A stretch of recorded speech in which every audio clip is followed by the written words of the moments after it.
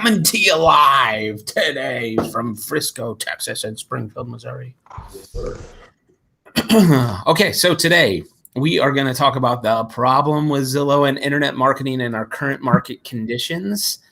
What can you do? So we're about to spark some stuff just because we mentioned the big Z. Oh, yeah. We like talking about it. Can't figure out right? Yeah, for sure. People like talking about it.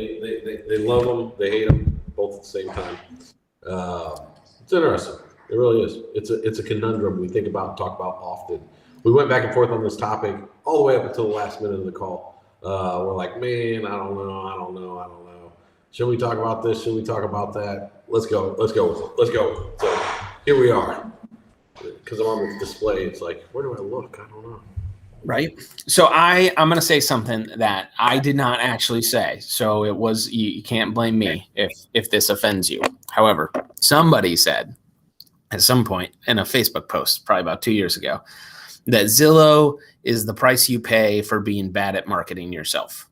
Ooh, I remember that. And I remember it was like, it got a lot of hate on that post. Like, a lot of agents love Zillow, and I have a lot of friends that love Zillow, and I can understand why. I mean, it's kind of an easy button sometimes. The fact of the matter is what they are doing, if you actually look at their process, right? We talk about it sometimes in some of our one-on-one consultations, if you will, when people are trying to explore what they can do differently in their market to have a different outcome and maybe more consistency in their business. They run a shotgun approach, right? Get as many eyeballs as they can to come look on Zillow. Then what they do is they take those people who are looking and they nurture them, and they nurture them for a long time. And nurture means a lot of things to a lot of different people. But essentially what they're doing is they're sending out information, right? Like I still get my Zillow home value update, even though I sold the home. And it's funny, my house that I just sold went up $200,000 in the past 30 days. Right? Okay, but anyway, but they don't deliver that lead to a real estate agent until that lead identifies themselves as being ready by requesting information that's specific, usually to buying a home, right? Like, I have more questions about this property. And that's why agents love it, because it's like, oh, these people are ready. It's a sign call type of a lead. Like, I love this type of lead. And then there are agents who hate them, right? Like, we talked to a lot of agents, like, I tried Zillow and Zillow sucks. Well, okay. We got a lot of information to have about this process. Yeah. And I think it goes to just overall numbers. Like the last time I was on a sales call with Zillow, they said you can expect about a 4% conversion. That's what we average. And so even after the nurturing process, it's still not that much different than the overall industry average of 1% to 3%, right? Well, if it's on the low end, obviously that's 4x that, right? But if you're on the higher end of that, it's only an extra percentage to have all that nurturing. So when you overpay for the lead that they might have generated for $2.28 a year and a half ago, and now you're going to have to eventually pay $286, right? And your budget's $750. So you get 3 leads a month. Like, you're kind of set up to not have very much success over the course of a year. True. And the other part is, like, you're a spoke on a wheel. They can pull you out and put another agent in because they're branding themselves the entire time. And we talk about this until we're blue in the face, and we try to get agents to understand, or like, you need to nurture these leads with your brand and your market, because people want to do business with people, not a brand, right? Like, that's just the way it is. And sometimes I feel like swimming against the current there, because it's just so hard to get that point across. And then there are good agents who do make a strong ROI. If they were selling them for $250 a piece, it would be better than what they're doing in a lot of markets. In my humble opinion, they're charging a pretty significant referral fee, right? Because they know, like, that's where the money's at. Like, why shouldn't we participate in the transaction instead of just selling this lead? And, we have conversations about that internally as well. We do have a product that we put out that allows us to do that we're, still rolling out slowly, right? Like, we're bringing on about 20 people on that thing and testing and getting data and finding out, what we like about it, what they like about it, how it's working. It's not something that we're saying, like, it's good for us as a company. It's good for Zillow as a company. We just think it's bad for you as an agent over time, right? Because you're building on a foundation. It's kind kind of like building a house on leased land, or a commercial building. I mean, it does work, right? You can do it and you can monetize it, but at the end of the day, like, what do you got? What do you own? Who's in control? What if they change it again, right? That's the problem. I'm getting ready to lease potentially the north side of the office to a gentleman who wants to put parking there, right? And we went back and forth on the price, and I was like, look, I just really don't care to do it. I'll take this price. But I keep thinking, like, if he doesn't sign a long-term lease, like, he's at my mercy, because he's going to do these leaseholding improvements. He's going to do this, that, and the other, and like, I can just be like, hey, I want more next year, or never mind, So it's the same essentially, right, for somebody who's building on that foundation. And the hardest part for us to get across to agents is the fact that, if you invest in yourself, the skill set of being able to generate and convert the lead and understand the nurture process and put systems into place to be able to do that, not only will you get further faster, you'll never have to rely on something or someone outside of you to get the outcome that you want, right? Yep. And it really is fascinating of the idea of just like renting success versus owning it. You know what I mean? Like, and all the agents that we talk to, they'd rather rent it. They'd rather just somebody give me a fish. I don't need to learn how to fish. And it just, I don't know why we fight. I guess it's just in our DNA, because we know the difference. I can't stop fighting that fight. It's probably just stupid on my part, but I just gotta keep telling you the truth, even if you don't like it, even if you don't like me. Right. It's just who I am. But as a real estate agent, this should be like the most easy concept, right? Because you are like the champion in your community, in your household, in your whatever situation that you're in, that people will listen to you talk. You are the champion for, like, this is why you should own a home versus rent, right? Like, these are all the benefits. These are all the, right? But then when it comes to our business, we don't apply the same principles, right? Like, is it easy to buy a house to put, like, you get a conventional loan, you put 20% down and then have to pay, thousands of dollars a month or $1,000 plus a month? Is that easy? No. Does it take upfront money? Yes. Right. Is it worth it in the end? Typically, yes. Right. The people selling right now, I had somebody in my neighborhood that probably netted about $300,000 on a $400,000 in like 10 years, right? Because of how much it appreciated. That's a really good life-changing type investment for people, right? Yeah, like, there's no question. Buying versus renting is the way to go in most circumstances, depending on what your situation is. Yeah. Right. And if you're planning on being in business for more than the next 6 months or 1 year or 2 years, you should have this dialed in to where you create your own damn Zillow. You know what I mean? That's essentially what we've always, pontificated, prescribe, do, right? Like, you get to create the same effect, the same network effect in your local community, your local market, with a platform that you have built over time, which then becomes an asset in your business, right? Like, it's a sellable asset. Agents always talk about my book of business. Like, that's an old term for an old way of doing business. Those are people that you did business with in the past. Really, it's a database, and it doesn't have to just be people that you did business with. It has to be people that who are interested in buying or selling real estate now or in the future. And there's a lot of people that just kick around. There's a lot of people. I mean, not for Zillow, but the amount of people that they generate as far as leads versus the amount of people who actually buy in North America, it's a staggering difference, right? So what are they doing? They're collecting all these people, right, to come back to their platform, to come back to shop, to continue to nurture them, so that they can then, establish that relationship. And when they actually stop kicking tires, right, purchase a home, and then they can deliver that lead. And again, in a lot of markets, instead of delivering it for a cost per lead, now they're delivering it for a transaction fee and participating in the service, or a referral fee rather. Right. And just coming for you. You know what I mean? Like, well, that's the thing too. That's what's so frustrating, because they're like, oh, we're never going to do this, we're never going to do that. And now they're doing it. And it's not just Zillow. Look, it's Realtor.com, right? Realtor.com. That's our trademark, what we call ourselves, and they're doing the same thing. They bought OpCity, and they're sending out leads as referrals now. They bought OpCity for how much money?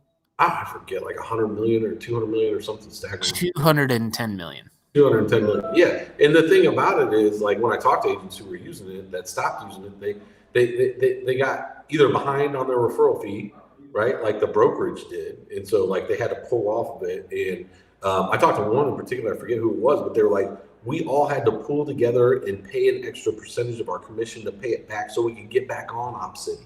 Like that's how dependent they were on that thing, you know? And it's not just the lead that they sent them, it's also any leads that lead refers, like 2 or 3 deep, like 2 or 3 generations deep. So like who owns that business? Well, not you, not your brokerage. Yeah, you got a little bit of the commission. Guess what? Most terms of services, right, that you agree to on the internet have a clause in them that say these terms are subject to change any time that we deem, right, without any notice, right? And if you want to know if they change, you can come back here and read through all this crazy pages of stuff that you didn't read in the first place. So I think that it's a 25% referral fee now. And I'm not speaking from experience. Maybe they can't do that with that particular product, but I'm just saying anytime you build on a foundation that is not your own, you're at the mercy. And, you know, one of the things that we wanted to talk about, Jake, was the fact that, you know, agents all compete with each other. You know, we sell platforms and they all have these separate domain names. All the competitors sell platforms. They all have these separate domain names. We're all competing with each other. And the problem with that is that every time somebody else comes in your market, right, whether they're on our platform or a competitor's platform, or you're on ours or competitors, right, you guys are both fighting over that same cost per click, which drives the cost per click up, which makes Facebook more money, which makes Google more money, right? And so we're all looking inwardly competing with each other, but we're not looking outwardly saying, okay, we got these big behemoths coming into our space to replace the firm foundation upon which our business is built with themselves, right? Which they can change the terms anytime they want. Zillow will never be a brokerage. We're an advertising company. We changed our mind. Now we're going to be a brokerage in all 50 states, right? Yep. Yeah, we're funding our own. I don't want to say demise because I don't think it'll necessarily get to that. I don't think that they're going to be able to get that much power. I hope I'm right, but we're definitely funding shifts that are unfavorable to the business and to us as agents over a long-term duration of time. I mean, one person that I know that loves Zillow, their biggest thing was like, well, I have no say in the direction of, you know, what they're going to do. And, you know, I pay them all this money, but I have zero say in what they do next or how they do it. Like that's got to be frustrating, you know? Super frustrating. You know, it's being the tail, you know what I mean?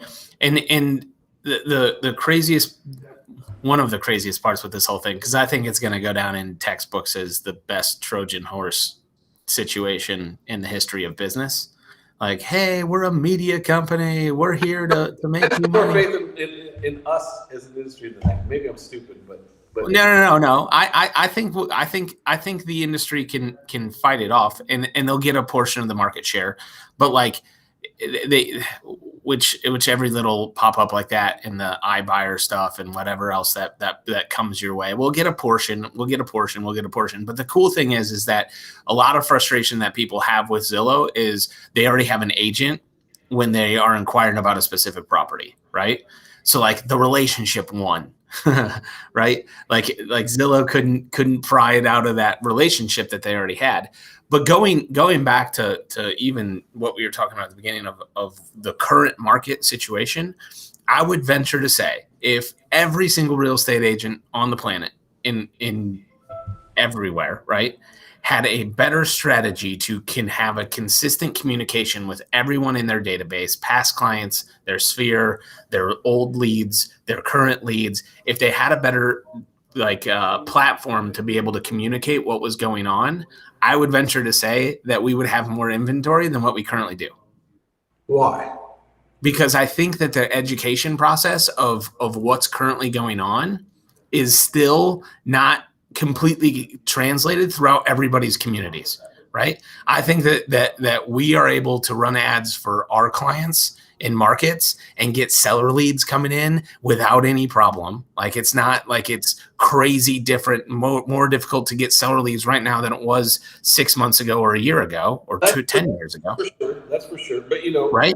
Because they don't know. And when I still see people's things fall like, wait, what? How much did a house sell for in my neighborhood? Are you kidding me? Like, shoot, maybe I should think about putting it on the market. You know, but who updated you saying that your home value went up by $200,000? Zillow. When I talk to mega teams and mega agents about Zillow, you know what they say? I'm not worried because my business is built this way, and I have significant market share, and it's built around me as a brand, and it's going to be hard to crack. And while they're right, I just think that is ignoring the problem. And then when I talk to other agents who are small, they're like, well, how can I ever compete with Zillow? You know what I mean? Like, why would they ever go shop on my platform or my website when they can go shop over there at that portal? And that's where all my customers are at anyway. But what you just brought up was the relationship point, right? Which people don't realize, like the lead is not monogamous to any website that they're searching on. That's why we're still able to generate leads. That's why there's competitors of ours that still generate leads. That's why we get leads for a lower cost, right, than most other platforms and competitors that I'm aware of, because the leads are always going to be searching. They're always going to be searching, trying to find and solve their problem of buying or selling a house. And I just think that Zillow and Realtor, they rely tremendously on their size and network effect. But the fact of the matter is, the leads aren't loyal to them. The only reason why they're going back is if they go from the last email and nurture sequence that they got. It's like, oh yeah, I want to look at that, right? Oh, I got a property update. Oh yeah, I want to look at that. They're not going there consistently, necessarily, unless they're further down the buying process. Some of them might be, but I think as a general rule, that's the thing that most agents miss. They think that, what I mean? Either I'm too small, so I can't compete, or I'm too big, so they can't compete. But neither one of those are necessarily true, right? Yeah, and it causes inaction all around. You know what I mean? Like complacency. You just kind of, it's the new normal. You just have to kind of deal with it, and that's what, like, we've kind of been beating around this of like, how can we help? How can we help this? How could we help?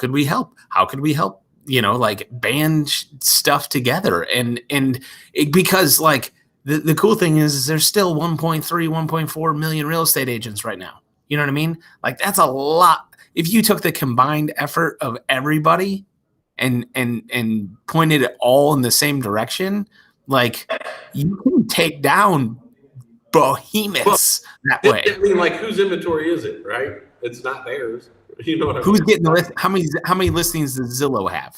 Yeah, it pales in comparison to the rest of the industry. I mean, it's probably not. I don't know the answer, but like, I don't know the answer to, but I would guess more than single-digit percentages, if even that. Max. Yeah, and that's today. But the longer we let this slide, the longer we let this go on, the longer we support this crap, it's not going to be tomorrow, and that's just the fact of the matter. So what do you do about it? Well, I think to begin, you start to understand that you got a couple of choices as far as how you build your business, and you build your business on a foundation that you own, which is your database, right? You continually fill the funnel with people in your market to your database, right? You learn how to nurture and monetize your database, and then from there, right, how to convert those people, right? And I mean, that's just essentially the process. That's the process that they do, but the parts that they cut out, right, are the nurture process and the generation process. And those things aren't as difficult as agents think. If you were to go probably to any mega team in any major metro market, like that's what they have figured out: the generation, the nurture, and the conversion process, the lead. And all of these things, even if they're using Zillow, are pillars within their business, because they understand, right? Like what works today is not what will work tomorrow, right? And so you got to have these different pillars, but essentially the formula is always the same no matter what. It doesn't matter. I'm filling my pipeline with leads that I generated from the classified section of the newspaper, or from Craigslist, or from Facebook Marketplace, or from Facebook, or from Google, or from back in the day Yahoo. You know what I mean? Like it's the same process regardless.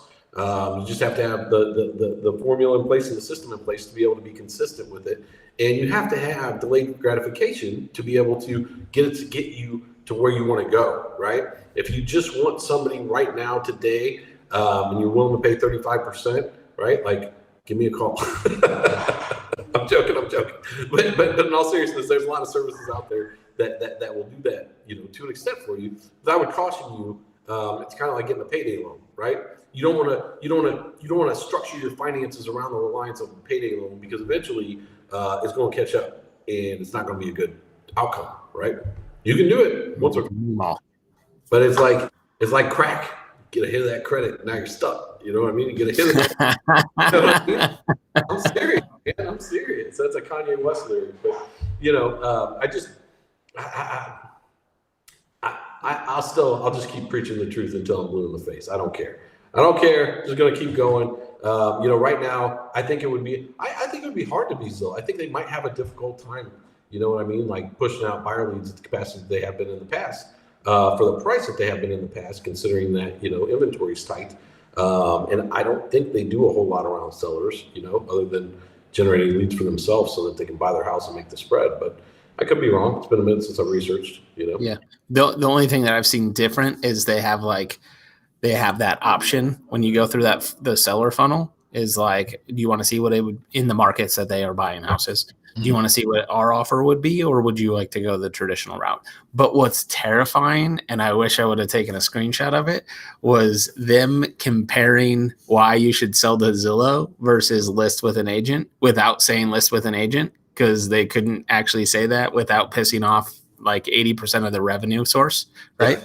So they were like, the traditional way, like not with an agent, it was sell it the traditional way, 6%. This is our fee. Doobadoo. And it had a side-by-side comparison why their stuff was better. And I was like, oh, this is so funny. Like, good thing Spencer Raskoff is gone, you know what I mean? Because he was the one championing it the whole time. They don't even try to hide it. They don't even try to hide where they're going and what their direction is and what their plans are. I mean, I remember when the first Zillow brokerage opened, right? Like somewhere on the East Coast. I mean, they had the plan. I mean, they have to plan. You know what I mean? They're a publicly traded company. They got a lot of smart people. They have to plan things and execute them. They're just not telling you what those are. But they are showing their show hand and tipping their hand rather, and kind of see the future of what's going to happen. And someday people look back and be like, man, I wish I should have, I could have, but. And it really is interesting, because I feel like most people that I talk to would 1000% agree that real estate is a relationship business, right?